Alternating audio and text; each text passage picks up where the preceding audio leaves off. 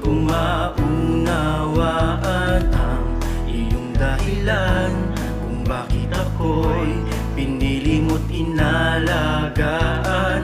Hindi ko kayang isipin, hindi ko kayang sukatin ang pag-ibig mo, Jesus, na iyong binigay sa'kin.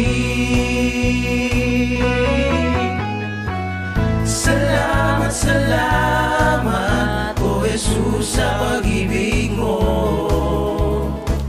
Walang ibang nagmahal sa'kin na katulad mo. Salamat, salamat, O Jesus, sa pag-ibig mo. Ako'y magsasaya sa piling mo.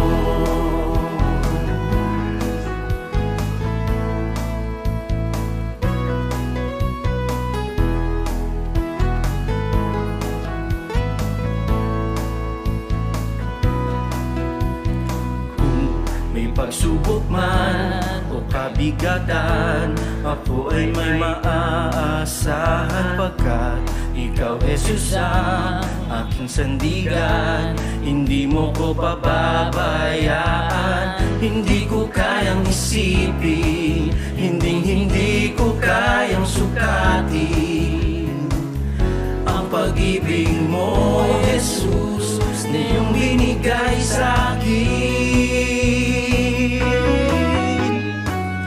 Salamat, salamat, O Jesus, sa pag-ibig mo. Walang ibang nagmahal sa'kin na katulad mo. Salamat, salamat, O Jesus, sa pag-ibig mo. Ako'y magsasaya sa piling mo. Buhay ko na ang purihin ka, buhay ko na sa'yo'y sumamba. Wala nang ibang nanaisin pa, kundi pasalamatan ka. Buhay ko na ang purihin ka, buhay ko na sa'yo sumamba. Wala nang ibang nanaisin pa, kundi pasalamatan ka.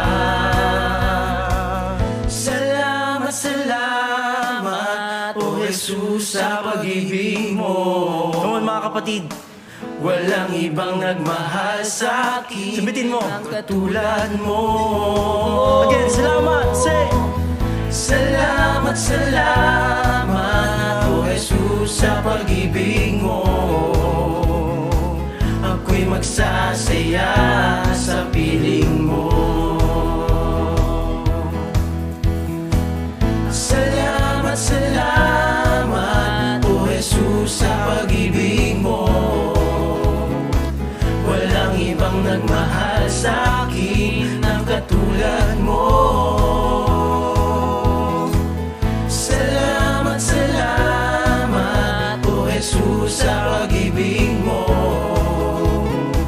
Ako'y magsasaya sa piling mo. Ako'y magsasaya sa piling mo.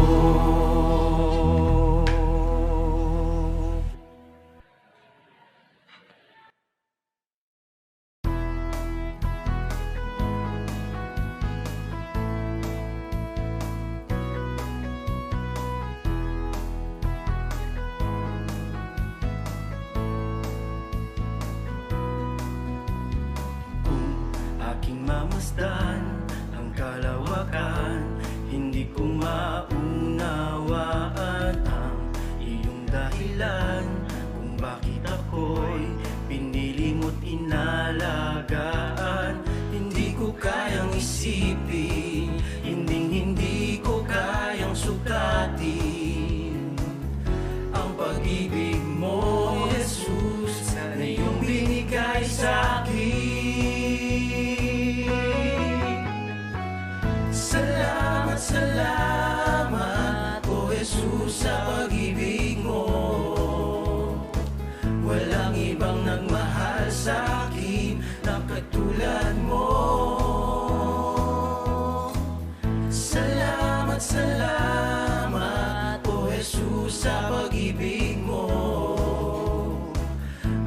magsasaya sa piling mo.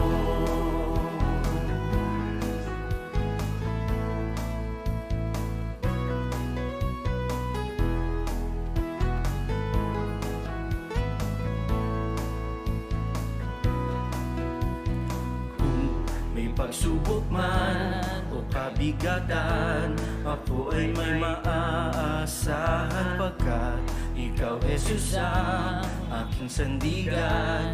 Hindi mo ko pababayaan, hindi ko kayang isipin, hindi ko kayang sukatin ang pag-ibig mo, Jesus, na iyong binigay sa akin.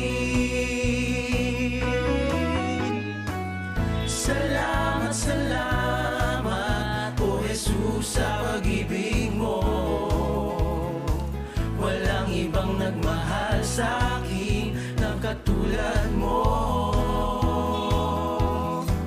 Salamat, salamat, O Jesus, sa pag-ibig mo. Ako'y magsasaya sa piling mo. Buhay ko na purihin ka, buhay ko na sa'yo'y sumamba. Wala nang ibang nanaisin pa, kundi pasalamatan ka. Buhay ko na ang purihin ka, buhay ko na sa'yo'y sumamba. Wala nang ibang nanaisin pa, kundi pasalamatan ka.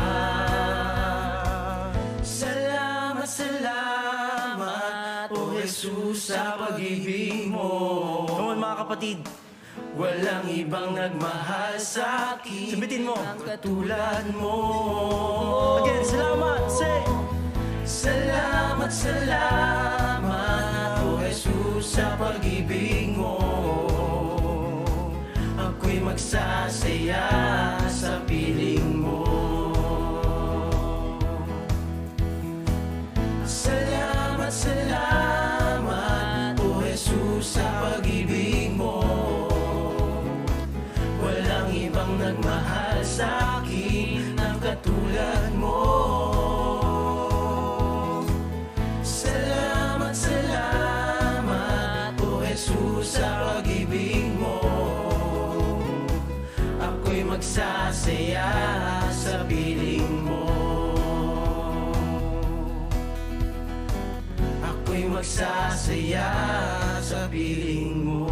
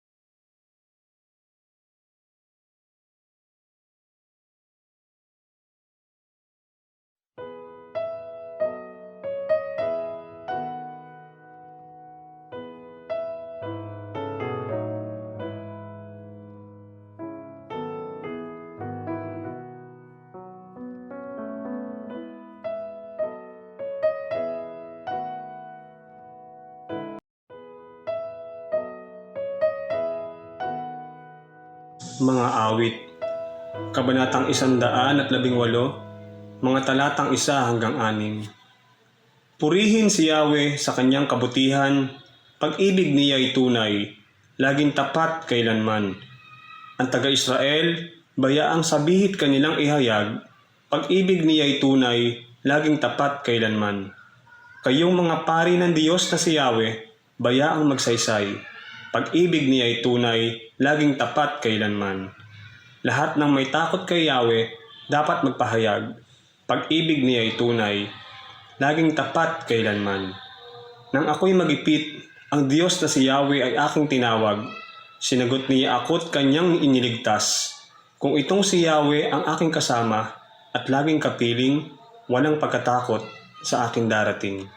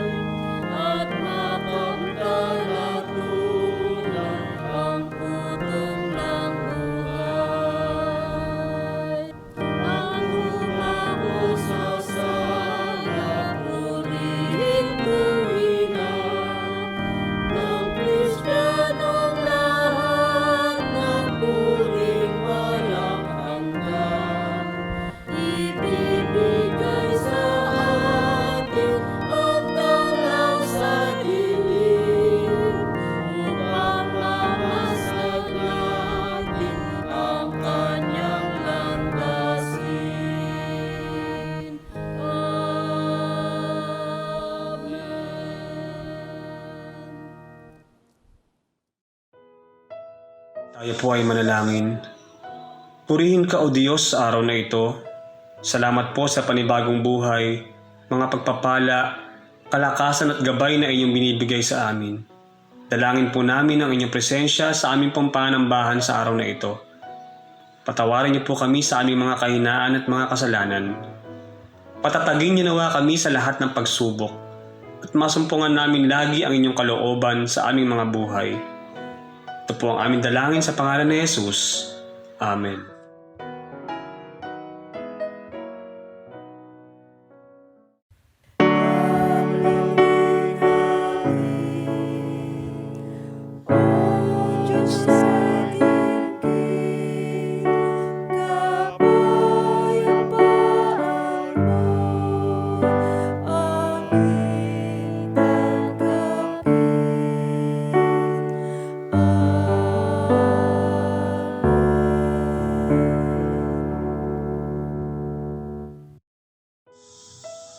Ang ating sagutang pagbasa ay matatagpuan po sa Aklat ng Mga Gawa, Kabanatang 6, mga talatang 12 hanggang 15. Sa gayon, naudyukan nilang magalit kay Esteban ang mga tao, ang mga pinuno ng bayan at ang mga tagapagturo ng kautusan. Siya'y sinunggaban nila at dinala sa kataas-taasang kapulungan ng mga Hudyo. Nagharap sila ng mga sinungaling na saksi labang kay Esteban. Sinabi ng mga ito, ang taong ito ay walang tigil ng pagsasalita laban sa banal na templo at sa kautusan ni Moises. Narinig naming sinasabi niya na ang templo raw ay gigibain nitong si Jesus na taga Nazaret at papalitan ang mga kaugaliang ipinamana sa atin ni Moises. Tayo pong lahat. Si Esteban ay pinagmasdang mabuti ng lahat ng nakaupo sa kapulungan at nakita nila na ang kanyang mukha ay parang mukha ng anghel.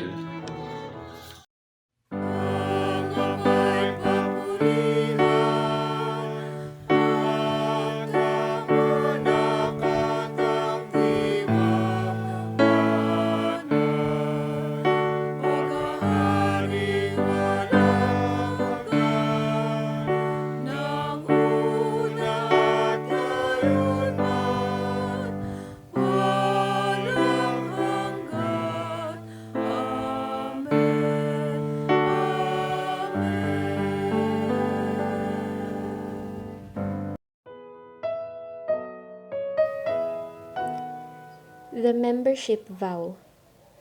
Ako ay isang Metodista na aking ipinahahayag si Hesukristo bilang aking tagapagligtas at lubusang magtitiwala sa biyaya ng Diyos at mangangakong maglilingkod kay Jesus bilang aking Panginoon. Na ako'y mananatiling tapat na kaanib ng banal na Iglesia ng Panginoong Hesukristo at maglilingkod bilang kinatawan ni Kristo sa mundo. Na ako'y mananatiling tapat sa nagkaisang Iglesia Metodista at aking gagawin ang lahat sa abot ng aking makakaya upang palakasin ang kanyang ministeryo. Na ako'y tapat na makikibahagi sa mga ministeryo sa pamamagitan ng aking panalangin, aking pagdalos sa lahat ng gawain, aking pagkakaloob ng ikapu at mga handog at paglilingkod. Na aking tinatanggap at ipinahahayag ang salita ng Diyos, ang kanyang ebanghelyo ayon sa pagkasulat nito sa luma at bagong tipan, na magpapatotoo sa mga ginawa ng Diyos sa aking buhay, lalo na sa aking tinamong kaligtasan, na aking lalabanan ang lahat ng kapangyarihan ng kasamaan, na itatakwil ang kasamaang nagahari dito sa daigdig. Natatanggapin ko ang kalayaan at kapangyarihang galing sa Diyos upang labanan ang kasamaan, kawalan ng katarungan at pang-aabuso. Ako ay isang Metodista, ito ang aking panata at gagawin sa tulong at gabay ng Diyos na makapangyarihan sa lahat. Amen.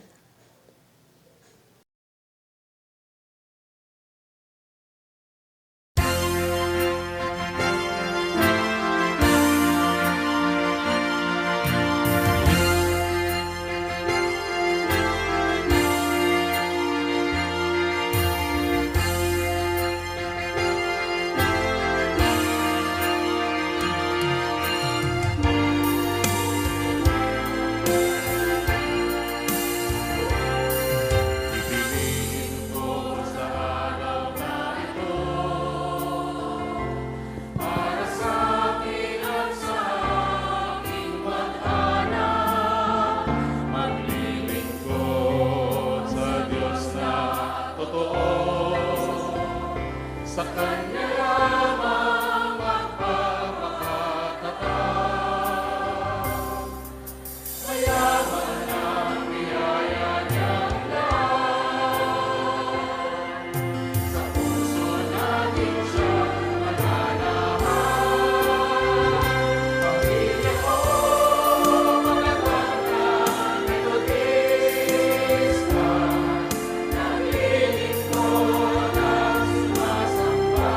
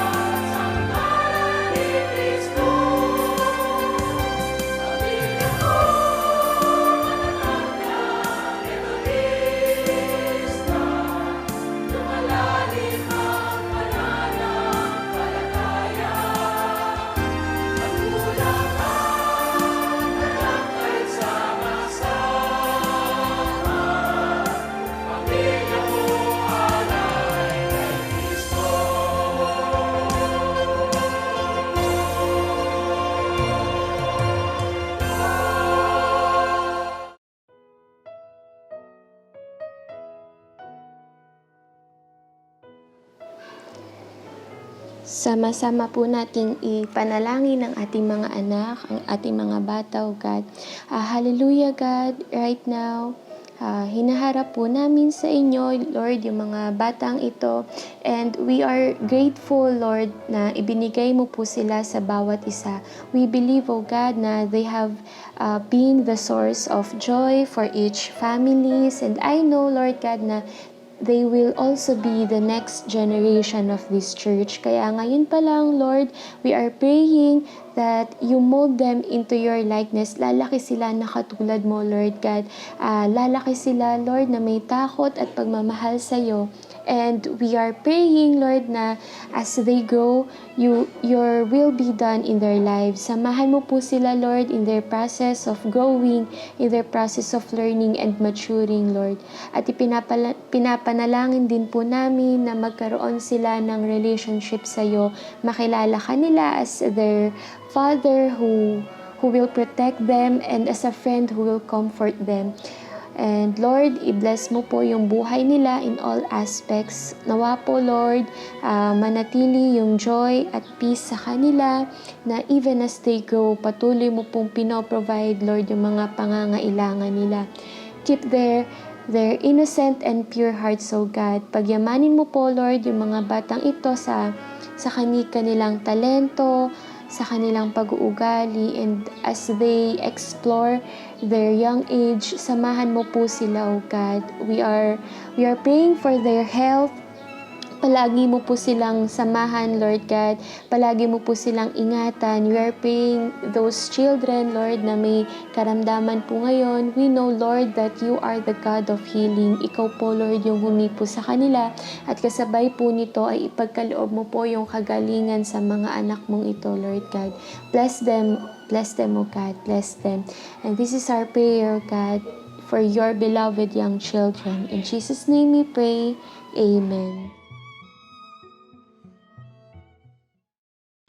Ang lahat po ay inaanyayahang tumayo sa pagbasa mula sa banal na kasulatan na matatagpuan sa aklat ng Ebanghelistang si Juan, Kapitulo 1, mga bersikulo 43 hanggang 51, na ganito po ang sinasabi. Ang pagkatawag kina Felipe at Nathanael. Kinabukasan, minabuti ni Jesus na pumunta ng Galilea. Nakita niya si Felipe at sinabi rito, "Sumunod ka sa akin."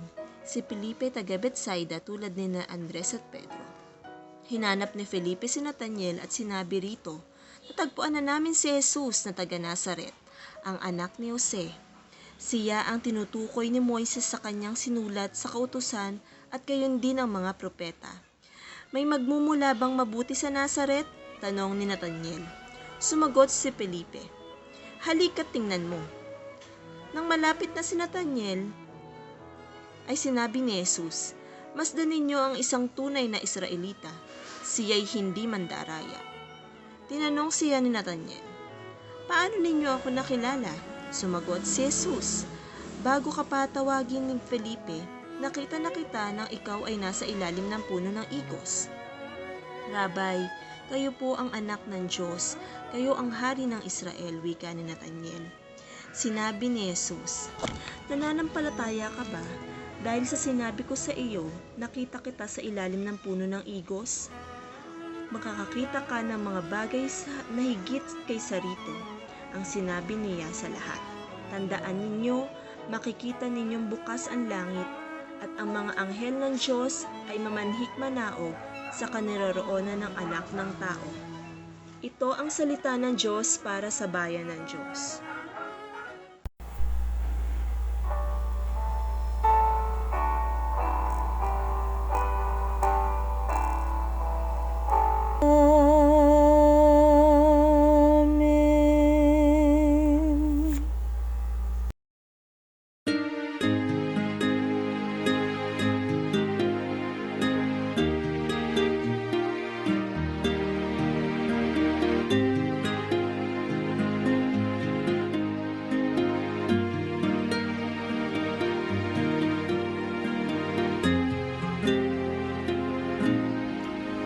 If anyone loves me, if anyone loves me, They will walk in the way and will do the things I say. If anyone loves me, if anyone loves me, they will walk in the way and will do the things I say. If they love me, they who do not love me will not love my commandments. They who do not love me won't follow and obey. These are not my own words, but the Father who sent me. Love the Lord with all your heart and follow where He leads. If anyone loves me, if anyone loves me, they will walk in the way and will do the things I say. If anyone loves me, if anyone loves me, they will walk in the way and will do the things I say. If they love me, if they love me, if they love me, if they love me, if they love me.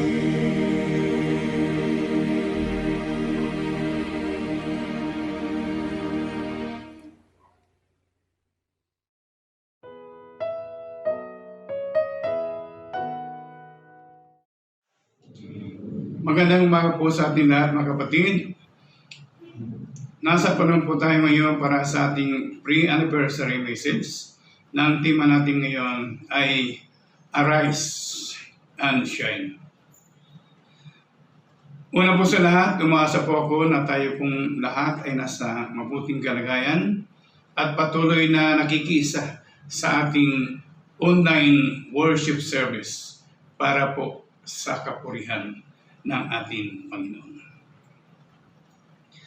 Ang ating pong talata na pagpapatayan ay mula po sa Isaias, kabanatang 6 na po, 1 hanggang sa sumusunod na ganito po ang ating babasa. Bumangon ka, Jerusalem, at sumikat na tulad ng araw. Liliwanagan ka ng kalulatian ni Yahweh, mababalot ang kadiliman ang buong daigdig. Ngunit ikaw ay liliwanagan ni Yahweh at mapupuspos ka ng kanyang kalulatian.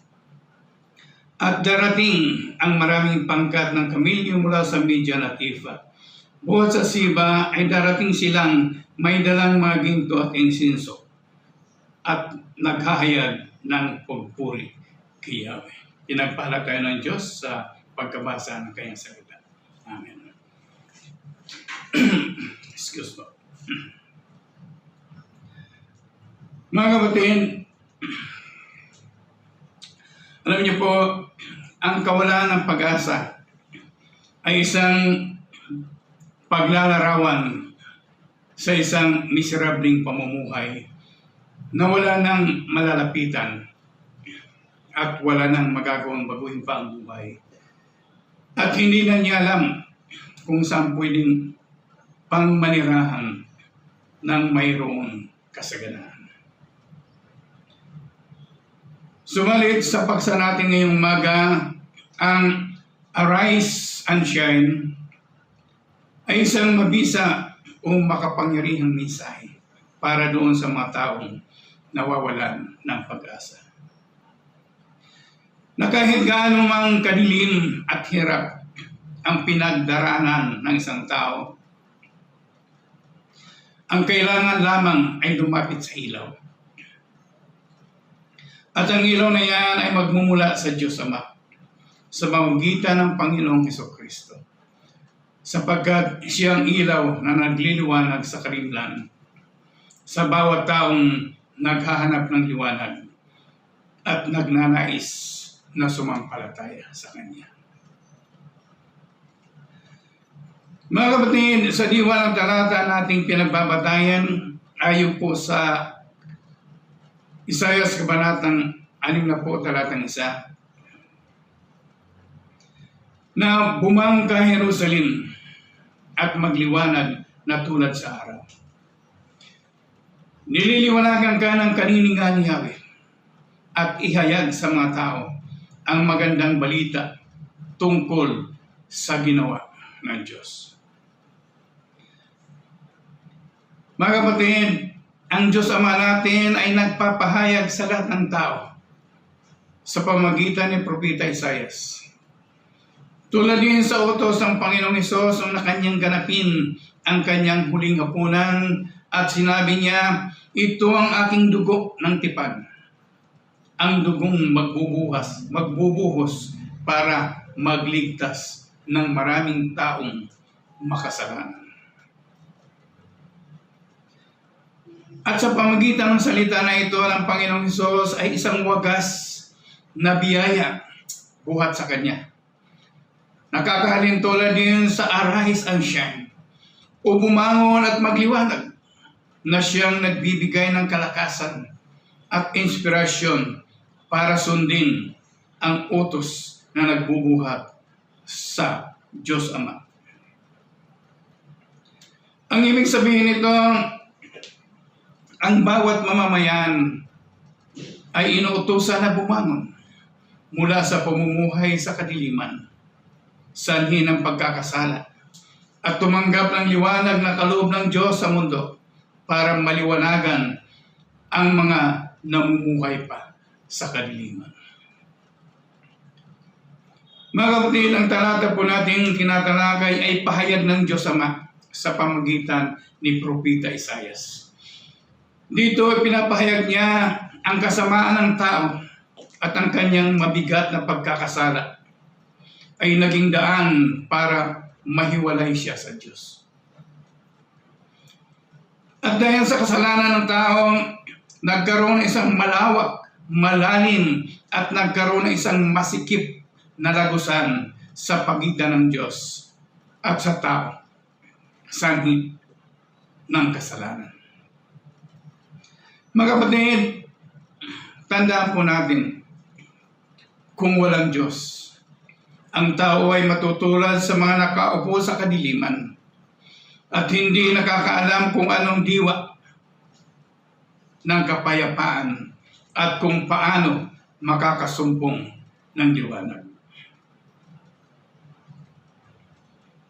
Sapagkat yung mga tao lamang nakakarinig ng salita ng Diyos tungkol sa liwanag at naniniwala sa biyaya mula sa Diyos ang siyang magkakamit nito. Kaya sinabi ni Yahweh sa kanyang bayan, pupunta ako sa Jerusalem upang ipagtanggol at iligtas ang lahat ng nagsisisi at tumatalikod sa kanilang mga kasalanan. Mga kapatid, ang salita na ito sa ating talata na pinagbabatayan na ipinapahayag ni Propeta Isaias ay utos ng Diyos Ama sa kanya na sabihin sa mga tao. Ibig sabihin sa mga tao ngayon sa ating panahon, para sa atin sa masandali ito. Inuutosan tayo na bumangon magliwanag sapagkat ang tunay na ilaw ang Panginoong Hesukristo na isinugo ng Diyos Ama na siyang tatanglaw sa bawat nilalang sa buong mundo ay dumating na para sa kanyang kalwalhatian sa langit. Mga kapatid, samantalang sa talatang 6 na ating pinagbabatayan ngayong umaga, sinasabi, maraming pangkat ang nakasakay sa kabilyo, ang darating mula sa Madyan at Ifa at sa Siba. May darating silang may taglay na mga ginto at kamanyan. Alam niyo po, maraming mga pahayag o komentaryo mula sa mga Bible scholar na nagpapatunay ng tinutukoy dito sa talatang ating binasa. Ito'y walang iba kundi yung mga pantas na naglakad pa mula sa silangan, sa gabay ng tanglaw o liwanag mula sa langit, para hanapin ang sanggol na ipinanak na hari ng mga Hudyo, para sumamba sila at maghandog ng ginto, mira at kamanyan. Mga kapatid, gusto kong sariwain natin sa mga sandaling ito ang kanilang pagnanais at paghihirap para makita ang sanggol na ipinanak na hari ng mga Hudyo, na siya ring sanhi ng ilaw, na tumatanglaw at gumagabay sa kanilang paglalakbay nang galing sa kalangitan tungo sa Jerusalem. Mga kapatid, ayon po sa aking pagsasaliksik tungkol sa layo at pinagmulaan ng grupo ng mga pantas, marami akong nabasa tungkol sa kanila. Ang ilan sa kanila ay haka-haka lamang, at ang iba naman mayroong pinagbabatayan. At isa na rito ang electronicbible.com. Ito po ang ayon po sa kanilang pahayag, sila'y galing ng Babylonia. At ang layo ng Babylonia hanggang Jerusalem ay 2,700 kilometro. Ayon sa kanilang pagtataya, batay sa panahon nilang yaon, ang paglalakbay ng isang grupo na mayroon mga kasamang kamilyo mara na mayroong mabigat na dala. Sila'y nakakapaglakbay ng 30 kilometro bawat araw. Ano po? Sa madalit salita, ayon sa kanilang pagtataya, sila'y inabot ng humigit kumulang 3 buwan ng paglalakbay para makarating lamang sa Jerusalem upang makita ang sanggol na si Jesus, ang hari ng mga Hudyo, para makasamba at makapaghandog sa Kanya.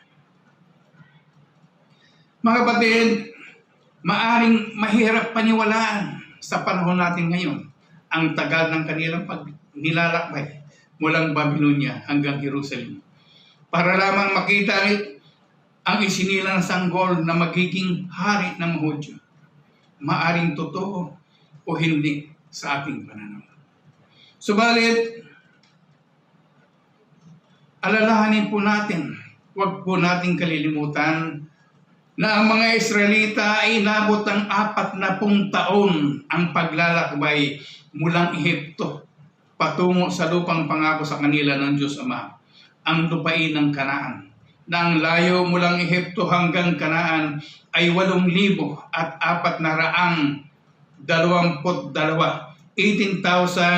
8,482 kilometers ang layo. Alam niyo po ba kung ilang taon nilang nilakbay? Yung 8,482 ang layo, inabot sila ng 40 taong nilakbay ang ganung layo. Kaya hindi po ito katakataka, mga kapatid. Ito'y kapanipaniwala. Mga kapatid, ano po ba ang nais kong ipahayag sa inyo sa umaga nito? Sa mga naging karanasan ng mga pantas para makita at makasamba at maghandog sa sanggol na si Jesus, na naglakbay pa ng 2,700 kilometro at inabot ng halos 3 buwan para makita ang sanggol na si Jesus. Ano ngayon ang idadahilan natin sa Diyos? Sa utos niya sa pamamagitan ng propeta Isaias, na tayo'y bumangon at magliwanag. Ano po ba ang dahilan, mga kapatid? Iyang lapit lang ng ating pupuntahan. Hindi naman tayo pupunta na sa Jerusalem. Maring ikatwira natin kung tayo'y magpapahayag ng mga salita ng Diyos. Maring katwera natin yung pandemic na yun. Maaring mahawaan tayo. Well, tungkol sa mga bagay na yan, mga kapatid, sa Diyos na po tayo magpaliwanag. Ang ibig ko lang sabihin, mga kapatid, naliliwanagan na tayo ng kaninningan ni Yahweh. Ibig sabihin, nasa atin na ang ilaw. Hindi na natin kailangan maglakbay pa ng malayong lugar para makuha ang ilaw. Sapagkat tayo ang ilaw. Ito ay pinagkaloob na sa atin ng ating Panginoong Hesus sa pamamagitan ng banal na Espiritu na nasa atin. Ayon po sa sinasabi ng Panginoong Hesus na nakasulat sa Juan, Kabanatang 8, Talatang 12, ang sabi niya rito, "Ako ang ilaw ng sanglibutan.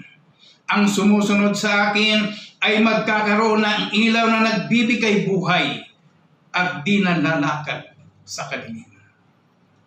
Hindi na tayo maglalakbay ng kilo-kilometro ang layo sapagkat tayo ang ilaw, mga kapatid. Kaya po sa masandaling ito para sa paghahanda sa ating 105 taon anibersaryo ng ating iglesia, ang Obando Central United Methodist Church. Akin pong inaanyayahan ang lahat ng ating membro mula bata hanggang sa matanda na tayo na bumangon na tayong lahat at magliwanag sa mga taong nawawalan ng pag-asa. Yung mga taong wala nang malapitan, mga taong yung namumuhay pa sa kadiliman, sanhi ng kasalanan, para malasap nila ang kasaganaan sa biyaya dala ng ilaw ng Panginoong Hesukristo.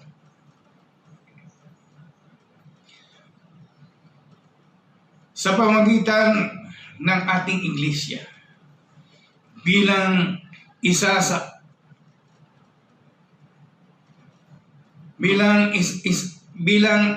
kanyang 105 taong anibersaryo sa kapurihan ng Diyos, tayo po'y bumangon. Bumangon tayong lahat at magliwanag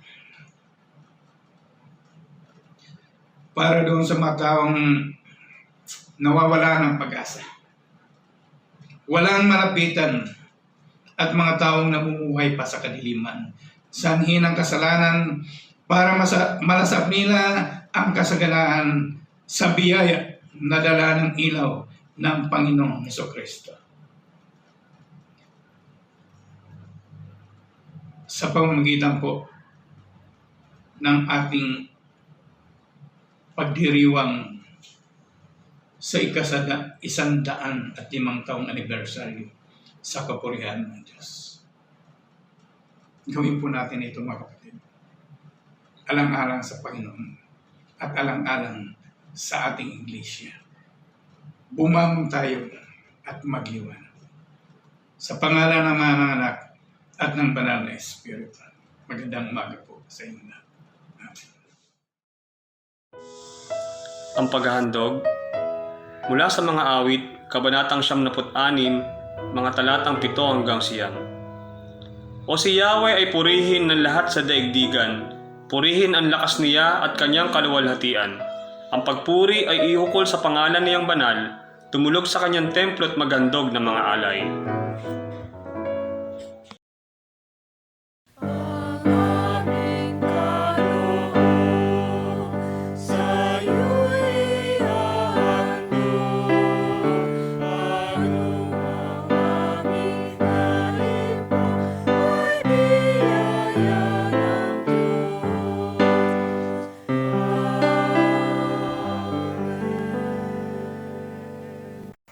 Pagsamasamahin po natin ang ating mga handog, ikapo at pangako. Sama-sama po natin itong italaga at ipagpasalamat sa ating Panginoong Diyos. Tayo pong lahat ay manalangin. Our gracious and Heavenly Father, sa mga oras po na ito, patuloy po kaming nagpupuri at nagpapasalamat sa lahat ng pagpapala na patuloy naming nararanasan mula sa iyo. O Diyos, dalangin po namin na patuloy na pagpalain mo po ang mga handog na ito na bahagi ng aming mga tinatangkilik mula sa iyo. Dalangin namin, O Diyos, na basbasan mo po ang mga ito at maging kagamit-gamit po sa ikalalago ng iglesyang ito ng Obando Central United Methodist Church. Maraming salamat, O Diyos, sa iyong mga anak na hindi po nagsasawang nagkakaloob. Alam ko, O Diyos, na patuloy na ibabalik mo po sa bawat isa ang siksik, liglig at umaapaw na pagpapala. Dalangin namin, O Diyos, na turuan mo po kami na magbigay ng naayon sa iyong banal na kalooban, ng may kagalakan sa aming mga puso. Ibinabalik po namin sa iyo ang lahat ng papuri, pagsamba at pasasalamat sa tanging pangalan ng aming mahal na Panginoong Hesukristo. Amen at amen.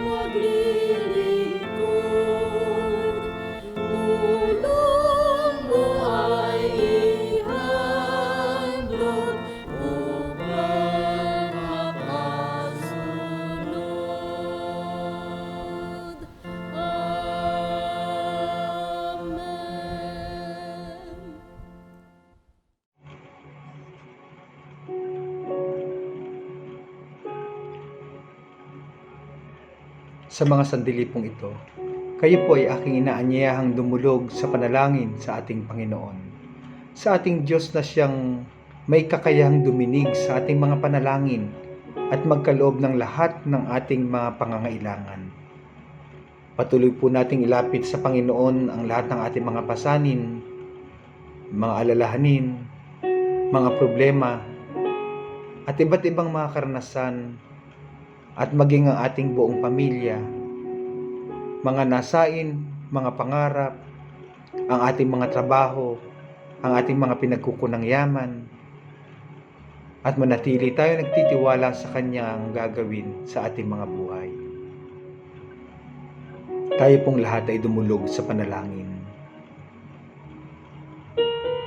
Pinupuri at dinadakila ka namin, O Diyos, aming amang makapangyarihan sa lahat. Ikaw po na aming kalasag at tanggulan. Ikaw na lagi naming saklolo sa lahat po ng kabagabagan. Ikaw na Diyos na laging nakamasid sa amin at nagbibigay ng kalakasan sa mga panahon na kailangan po namin. Sa iyo po kami patuloy na nananangan at nagtitiwala, O Diyos. Panginoon, tanggapin mo po ang aming mga pagpupuri at pagsamba, ang aming mga kaloob na hain ng pasasalamat, at kinikilala po namin, Panginoon, ang iyong kadakilaan sa aming mga buhay, ang iyong kabanalan, ang iyong kaluwalhatian. Ikaw na nananahan sa dakilang liwanag, O Diyos. Sa iyo po ang lahat ng papuri, sa iyo po ang lahat ng pagsamba. At sa iyong banal na harapan, Panginoon, dalangin namin ang patuloy na pagpapala mo at ang pag-abot sa buhay ng bawat isang kasama sa pagsambang ito, na inaabot ng kanilang mga damdamin at pananampalataya. Sila na nasa kanilang mga tahanan, pinagtatrabahuhan, o saan mang lugar sila naroon ngayon, Panginoon. Magpakahayag ka po sa buhay ng bawat isa po sa amin. Dakila naming Diyos, aming Ama na makapangyarihan sa lahat. At patuloy mong dinggin ang panalangin ng bawat isa, na patuloy na naghahain ng pagtitiwala po sa iyo, at naghihintay ng iyong gagawin sa kanilang mga buhay. Maraming salamat po, O Diyos. Aming Ama, sa iyong banal na harapan, patuloy pong itinataas sa iyo ang lahat ng kaanib ng iyong iglesia sa Ubanto Central United Methodist Church, at sa lahat ng kasama namin sa pagsamba pong ito. Gayon din po ang baong konseho, Panginoon, ang lahat ng opisyales sa pangunguna ng kapatid na Ray Sakdalan. Patuloy mo po silang ingatan, patuloy mong patnubagutan ng kanilang pananampalataya, at igawad mo po ang kalakasan, galing at talino, ang inspirasyon na magagamit ng buong konsehong ito, Panginoon, upang patuloy na gawin at sundin ang iyong mga kalooban, upang maipagpatuloy ang iyong ministeryong iniyatang sa aming balikat bilang isang iglesia. Pagpalain mo ang bawat isa po sa amin, O Diyos, upang ang lahat ng pagpapala ay maging bahagi sa iyong iglesia, sa iyong kaharian, nagiging sentro ng pagtulong at pag-abot sa nangangailangan. Maraming salamat po, O Diyos. Itinataas po sa iyo, Panginoon, maging ang aming D.S. Glenn Mandiola, kasama ang kaniyang buong pamilya. Patuloy mong ingatan ng kanilang buhay, ang kanilang kalusugan, at patuloy nag-akayin at gabayan, Panginoon, sa pangunguna sa South Bulacan District. Itinataas namin sa iyo ang aming mga obispo, si Bishop Seri, si Bishop Juan, si Bishop Torio. Patuloy mong ingatan ang kanilang mga buhay, i-inspire sila, Panginoon, at gamitin ang kanilang pananampalataya, gamitin ang kanilang pagpapala upang mapaglingkuran ka at ang iyong buong iglesia, ang buong United Methodist Church, O God, dito sa Pilipinas and even in abroad. Patnubayan mo po ang kanilang mga pamilya saan man sila naroroon. Patuloy mo silang kupkupin at ingatang palagi, Panginoon. Dakilang Diyos, ipadama mo ang iyong pagkalinga at pag-ibig sa buhay ng iyong mga anak na ito.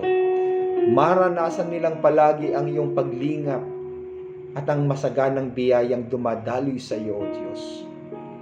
Panginoon, nagpupurit, nagpapasalamat po kami sa mga kapatid namin na pinagkalooban mo ng ganap na kagalingan, kalakasan at kalusugan, Panginoon. sa patuloy na pagkakaloob mo, O Diyos, ng katagumpayan sa kanilang mga buhay. Maraming salamat po. Gayon din sa mga kapatid namin na dumaraan sa mga pagsubok, O Diyos, sa mga panahong ito, katagpuin mo po silang lahat, Panginoon. Papagtatagumpayin mo rin po sila. Aming Diyos, dakila naming Ama, sa aming mga magulang at kapatid, na dahil sa kanilang katandaan at kahinaan, Panginoon, ng kanilang mga katawang lupa ay naratay sa higaan.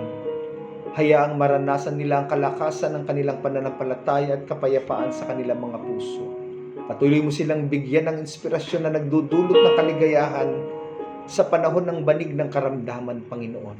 At iingatan mo po ang kanilang pamilya na patuloy na nag-aalaga at tumitingin sa kanilang mga pangangailangan. Igawad mo sa kanilang ibayong lakas at pagpapala. At maging sa lahat ng mga kapatid po naming nakararanas, Panginoon, ng iba't ibang uri ng karamdaman, nakararanas ng kahinaan ng pangangatawan, nakakaranas, Panginoon, ng kalumbayan, O Diyos. Abutin mo silang lahat, Panginoon. Yakapin mo silang lahat, O Diyos. Ibigay mo sa kanila yung kalakasan na kailangan nila sa mga panahong katulad nito.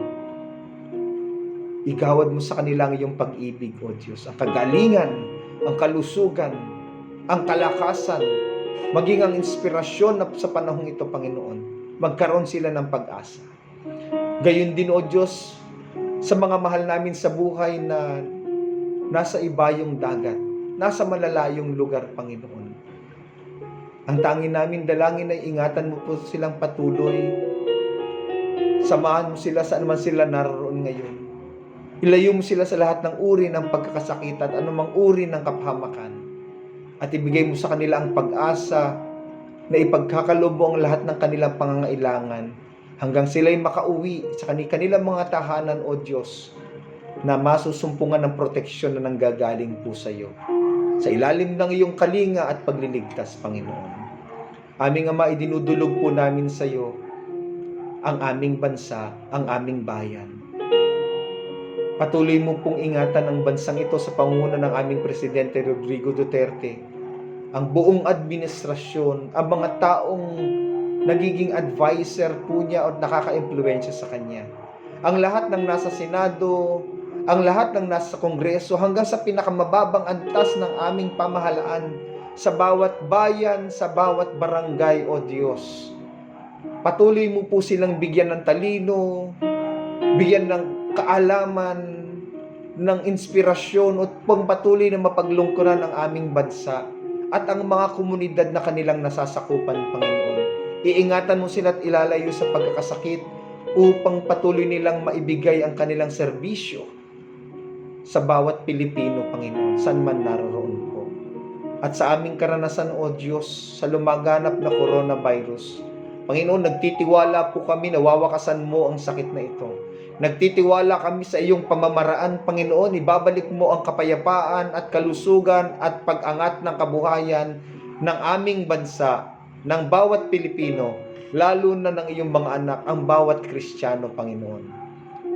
Tutulutan mo, Panginoon, na makita namin at maranasan namin ang lunas sa karamdamang ito.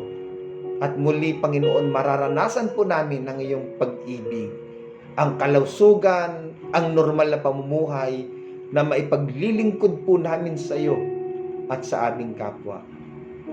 Itinataas namin sa iyo, O Diyos, ang aming mga mahal sa buhay at ang mga kababayan namin, sila ng mga frontliners, Panginoon. Maari silang mga doktor, mga nurse, mga medical staff, ang mga kapulisan, ang mga guro, ang mga nasa barangay at pamahalaan, maging ang mga manggagawa, ang mga pastor at diakonesa, ang mga volunteer worker na kumikilos ngayon upang abutin at paglingkuran ang aming kapwa. O Diyos, ilayo mo sila sa pagkakasakit.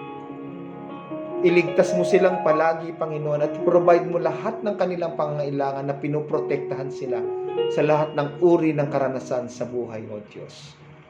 Panginoon, idinudulog namin sa iyo, Panginoon, ang amin namang kani-kaniyang mga panalangin. Alam ko po, Diyos, na sila na nasa kanilang mga tahanan o pinagtatrabahuan ay may mga panalangin sa kanilang mga puso.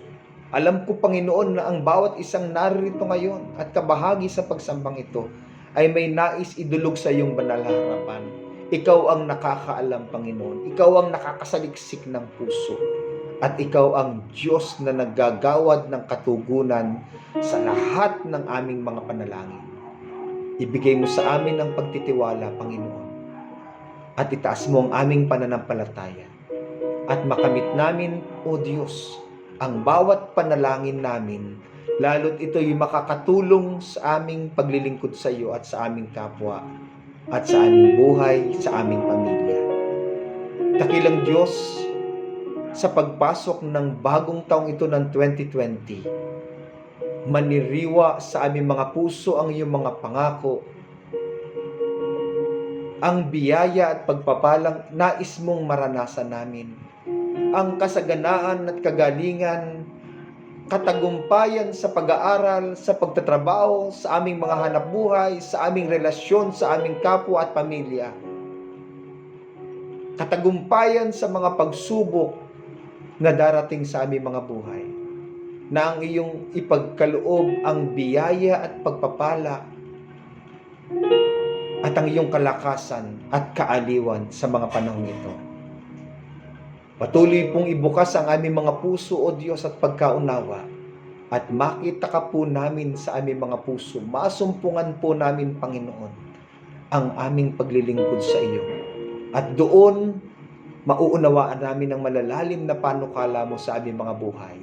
Hindi lamang sa aming buhay, kundi sa mundong ito, sa iyong mga nilikha.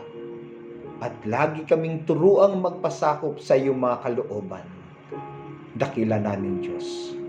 Sa iyo iniaalay po namin ang pinakamataas na pagpupuri, pasasalamat at ang buong pusong pagtitiwala sa tanging pangalan ng aming Panginoon at aming tagapagligtas na si Kristo Jesus. Amen. Amen. Amen.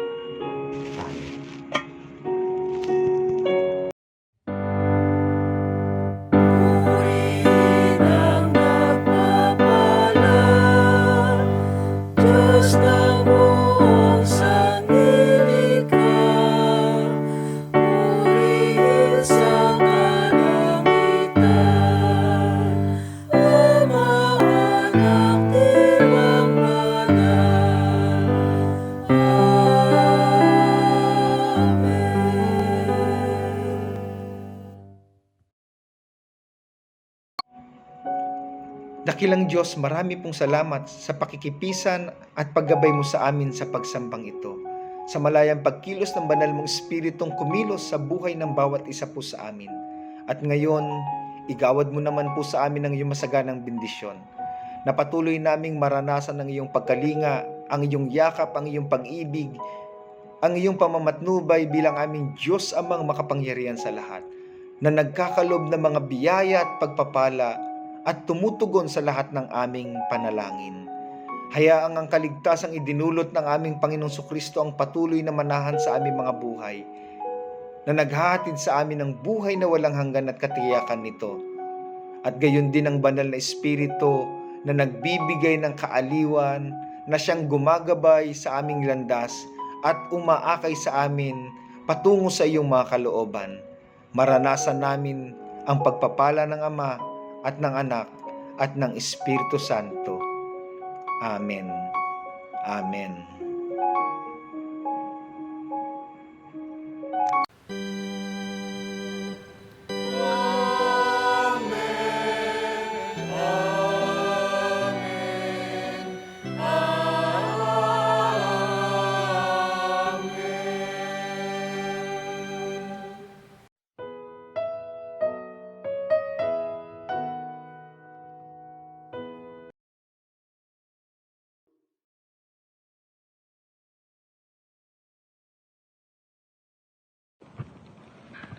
Isang masaya at mapagpalang araw po sa ating lahat, mga kapatid sa Iglesia Obando Central United Methodist Church.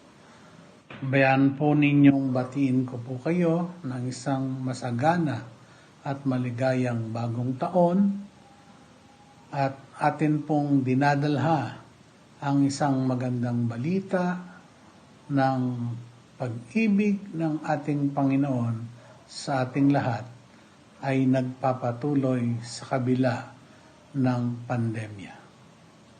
Muli mga kapatid, tayo po ay sasapit sa isang mahalagang bahagi ng kasaysayan ng ating iglesia. Ito po ang pagdiriwang ng ating 105 taong pagkakatatag. Kung kaya't amin kayong inaanyayahan, amin kayong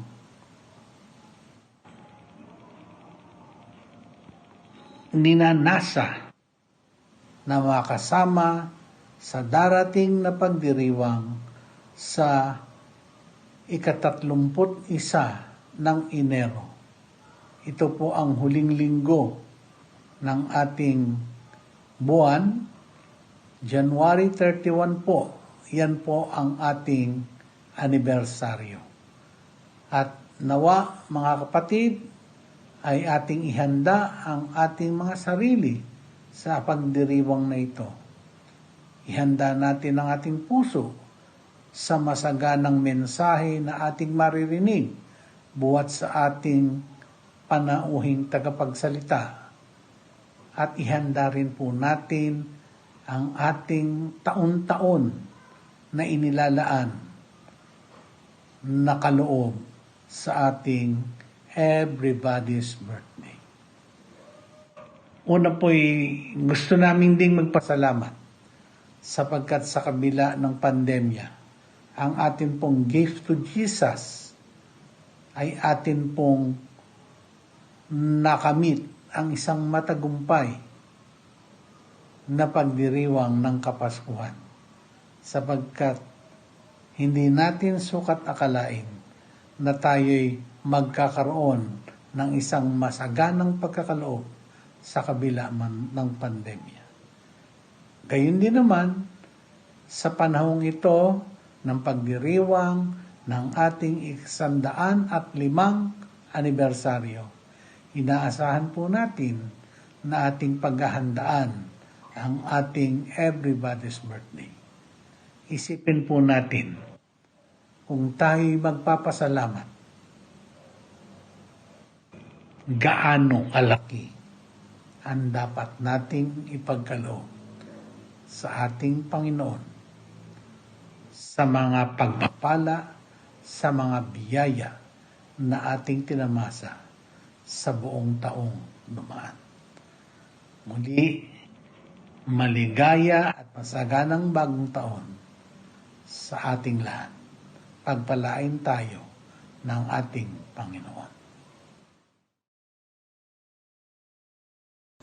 Ayan, hello po mga kapatid. So, bilang tayo po ay magkakaroon ng ating 105th anniversary sa darating na January 30, tayo po ay magkakaroon din ng pre-anniversary sa darating po na January 24 para naman po maramdaman po talaga natin yung papalapit na anniversary. So, dahil hindi pa po tayo pwedeng magkaroon ng face-to-face gathering, ito po ay gagawin natin through Facebook Live sa ating OCUMC Facebook page. So dito po nag-prepare po tayo ng mga games, ng mga prizes para po sa inyo. Kaya naman po after ng ating online Sunday service, inaanyayahan po namin kayo na mag-stay para po tumutok sa ating Facebook Live. Dahil nga po may mga games tulad ng Bring Me, trivia questions, meron din po tayo mga flashcodes na ilalabas. And meron din po tayong raffle for Pix One Word and TikTok contest. So para po sa ating raffle, punta lang po kayo sa OCUMC Facebook page dahil nandito po nakalagay yung ating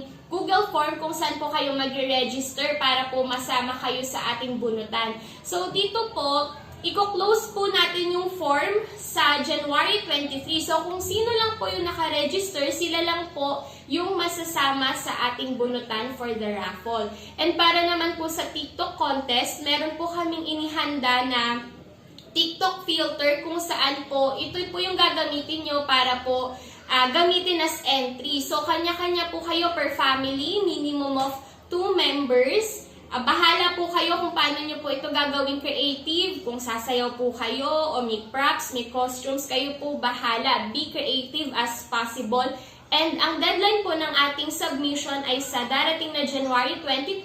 And sa January 23 naman po natin ipopost lahat ng entries. Ayan. So dito po meron din po tayong mga winners, miss. First, second, and third. Kaya po magpasa na rin po kayo ng entry dahil baka rin po kayo ay manalo. So yun po, i-remind lang po ulit namin kayo sa darating po na January 24 ang ating pre-anniversary activities through Facebook Live. Ayun lamang po. Maraming salamat.